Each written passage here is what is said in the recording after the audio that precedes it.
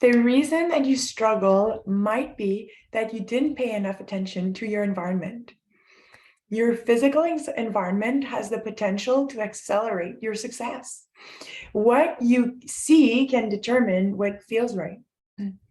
Being in a state of flow versus mind blocks or anxiety, or even just deciding what's the best next step or what's the next priority, can be highly influential, can be highly influenced by your environment. Hi, I'm Milan Junot, and today we will talk about what we can do to set up our environment for success. I woke up, I did my morning routine, and I planned my day, and I feel motivated. I know what I want to write, and I have a good idea, and I want to share it. I'm convinced that I can make a difference and inspire people to live their best life. And then I see a pile of paperwork that I didn't get to. I see Spanish books for the course I didn't take, and I sit on a couch and I pull up my laptop. And then all of a sudden, my energy isn't really that high. I make tea, I have a snack, and I stare at my screen, but there's mountains of unfinished tasks that catch my eye. And I'm just not in flow anymore. And this is how I used to live. And then I listened to Chalene Johnson talk about her mojo, like being in her flow. Her mojo is kind of like her zone, being in the zone, being in flow. And she explained how being in an environment that inspired her to do her best work was pivotal, down to the color and the picture on the walls, everything. And then I realized that this concept didn't only apply to work. If I wanted to relax and I was surrounded by work, it was harder. If I just wanted to feel enough and I was surrounded by an endless stream of cues or tasks, of thoughts that I should do this and should do that, but I didn't really want to, or I didn't prioritize it, it was less likely to happen. And I was less likely to be in flow and feel inspired and want to be my best self and share my best work. And then I started my meditation practice, and the same hints were given to me again. Create a space free of distraction where you feel calm, open, and relaxed, I was told. I can still hear Jay Shetty in my ear. Calm, balance, ease, stillness, and peace. And then again, when I started studying sleep, I learned the power of habits, including visual cues, and how strongly lighting is associated with being awake or sleepy, and it sets our circadian rhythm.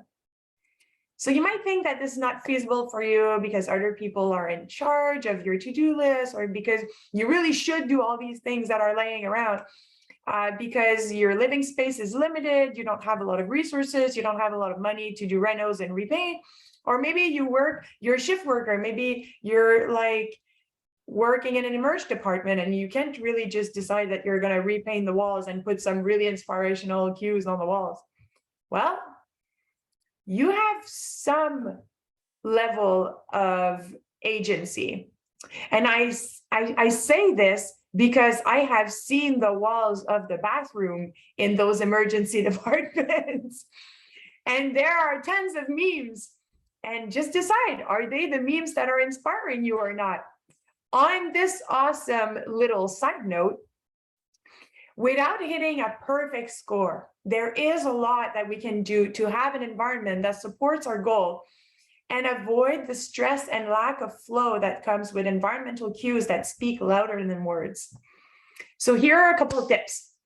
You ready? I've got six tips for you. So one trick Marie Kondo gives in her book, The Life-Changing Magic of Tidying It Up, is also to give away books that we haven't read despite holding on to them for a long time. We all have some, like, I really want to, or I really should read this, but I've owned it for 5 years and I really haven't read it. And what she says is, think about the fact that your book has served its purpose. The purpose was to let you know that you didn't need it right now. And there you go. If you decide later that you want to read it, you can buy it again, go to the library, get an audio version. Maybe you're into audio, I am. But just don't hold on to piles and piles of things.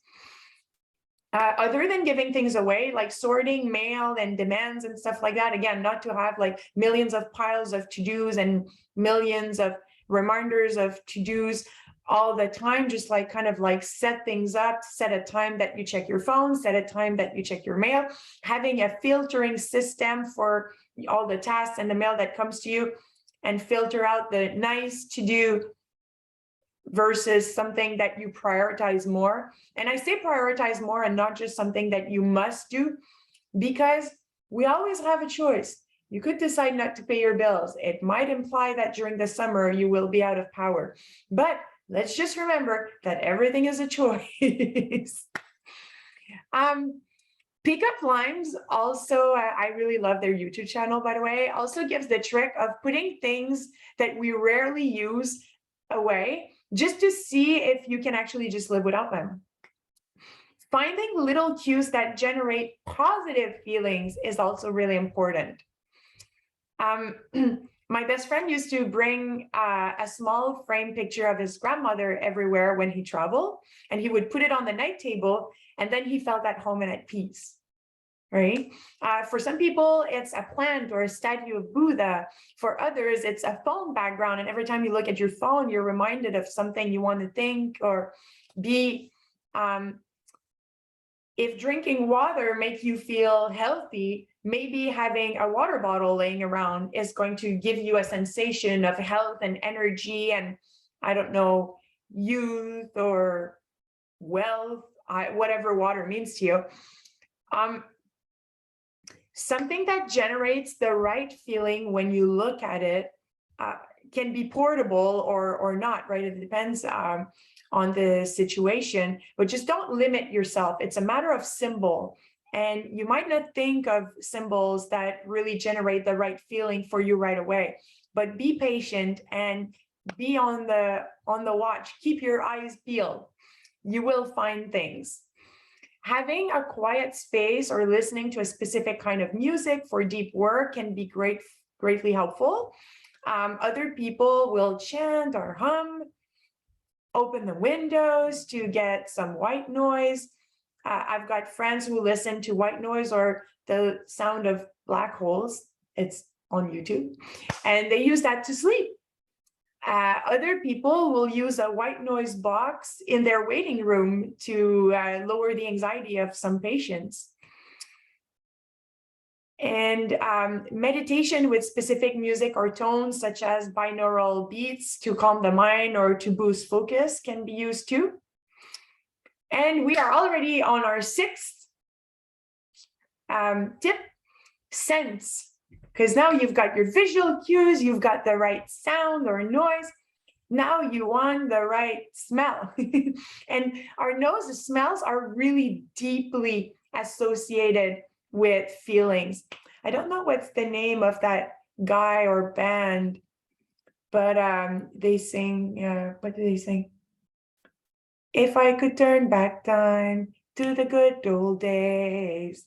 At some point they say, if I could, I'm paraphrasing here, this is definitely just like going with the flow.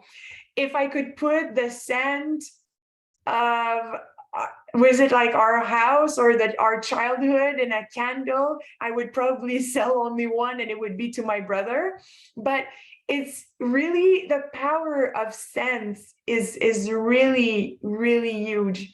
So if you get to the gym and it smells like gym, maybe you feel like working out. Maybe you don't like gym scents. I mean, if you know, like if you're in nature, if you're like the smell of work, the smell of home, the smell of, they sell things that are like the smell of a new car, which I don't know, I guess it's like a lot of rubber, but smells really deeply impact us. So essential oils can be used for focus, for calm, for energy, for inspiration, walking in nature, smelling the flowers, and avoiding pungent smells, right? And if you work in a hospital, you might think this is not feasible, but it can actually be done in some ways, and it can boost your feelings and in some cases your immunity. I've had friends and colleagues using essential oils in their masks, such as peppermint, for instance, and it has the double effect of helping breathing and helping cover up the smell and boosting energy. Peppermint is an energizer. So in short, there's a lot of various aspects of your physical environment that are connected to your feelings and physical sensations, to your emotions, that you have agency over. Decide what you want to feel and design spaces that reflect the feeling that you want to have, whether it's through a process similar to what I described or through your own. There's tons of ideas. Sky's the limit, or sky's just the line. Tell me what you're doing. Tell me how you're achieving this great feeling that you want to have. So let us know if this maybe sparked some ideas for you, if you're using some of our tips, what your own tips are. Subscribe to our channel for more videos on health and wellness and high performance.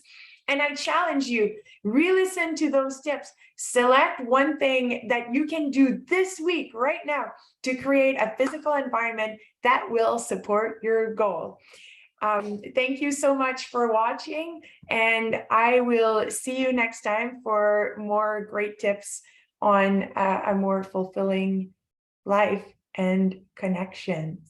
So I will see you later.